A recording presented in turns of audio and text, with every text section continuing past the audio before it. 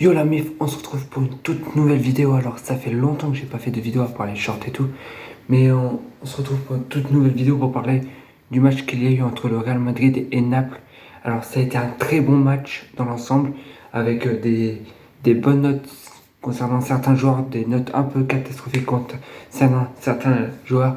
Et que dire de Bellingham, encore il a marqué et en plus il offre une passe décisive pour relancer un joueur qui, depuis ces derniers mois, n'était plus trop le même. Il a relancé Roselius, je ne vais pas rentrer dans les détails, vous avez dû voir certaines vidéos. Il a fait une magnifique passe décisive pour Roselius, pour lui permettre de remarquer un but après je ne sais plus combien de temps de match sont marqués. Déjà, il faut savoir, le contexte, c'est que le Real Madrid à l'heure actuelle a beaucoup trop de joueurs blessés. On a Camavinga blessé, Tchouaméni blessé, Kepa blessé, Thibaut Courtois blessé, Eder Militao blessé. On a trop de joueurs blessés par rapport à l'effectif qu'on a.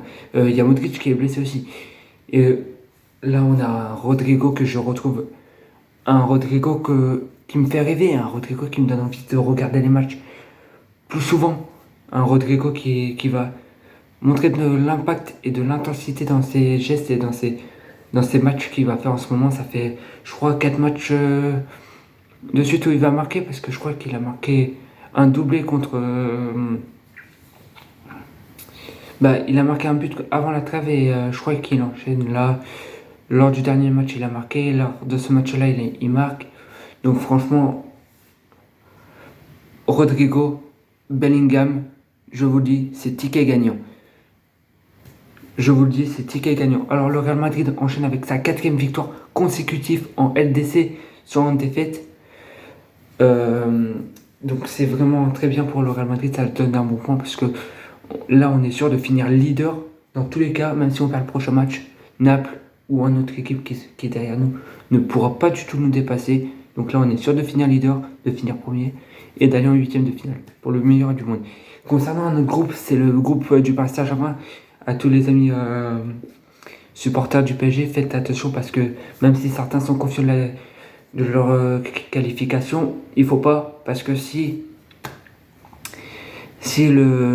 Dortmund battait, si Dortmund, ou je sais plus si c'est Dortmund ou Milan que le PSG affronte, si l'une des deux équipes bat Paris, je crois que c'est Dortmund. Si Dortmund bat Paris, faut revenir dans le contexte, si Dortmund bat Paris, c'est fini.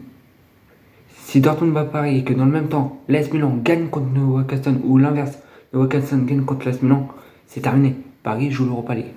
Ils joueront les 16e de finale si il y a une défaite. Pour ceux qui se demandent c'est faux, c'est fake et tout, c'est mauvaise information et tout, non, c'est la pure vérité parce que à l'heure actuelle, le PSG a 7 points, Newcastle et l'AS Milan ont 5 points respectifs et Dortmund en ont 10. Donc à l'heure actuelle, Dortmund, logiquement, va finir premier. Ça, il n'y a pas de certitude. Il y a grande chance que Dortmund finisse premier. Concernant Paris, ça va être chaud parce que s'ils font match nul, ça va être chaud de continuer à aller parce que peut-être que l'AS Milan va battre Newcastle ou vice versa. Donc, ça peut être chaud de savoir que à l'heure actuelle, Paris pourrait jouer l'Europa League. Après cette moquée du Barça, ça va être drôle de voir le PSG retourner en Europa League. Et en plus, avec le coach qu'ils ont, c'est Luis Enrique, c'est un grand coach, un grand entraîneur. Donc voilà, on va voir ce que ça va donner pour le dernier match qui va se jouer bientôt. Le Barça a gagné. Déçu encore une fois, le Barça a gagné. Le Barça donc sûr de finir logiquement. Le Barça, s'ils gagnent leur prochain match, ils sont sûrs de finir leader. Et concernant le groupe de Lens, le deuxième club français en Ligue des Champions, ils sont actuellement 3e de la Ligue des Champions. Donc ils peuvent tenter de jouer l'Europa League. On va voir s'ils arrivent à atteindre l'Europa League.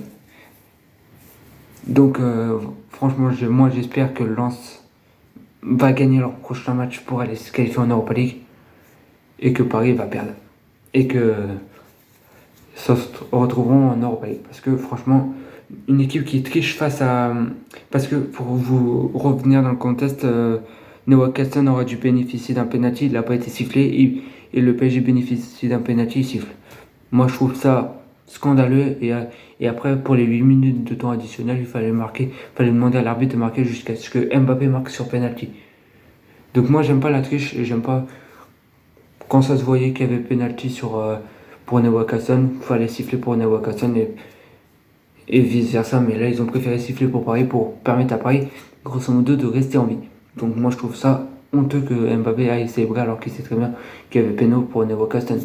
Bon, bref, chacun son délire, s'ils aiment bien tricher, les Parisiens qui continuent à tricher, mais j'espère qu'ils ne vont pas aller en huitième de finale.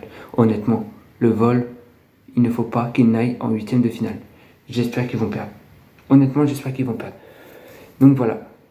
Donc c'était une petite vidéo pour revenir dans le contexte des matchs. Des matchs. Donc voilà. Donc n'hésitez pas à vous abonner à ma chaîne YouTube. N'hésitez pas à vous abonner à ma chaîne TikTok.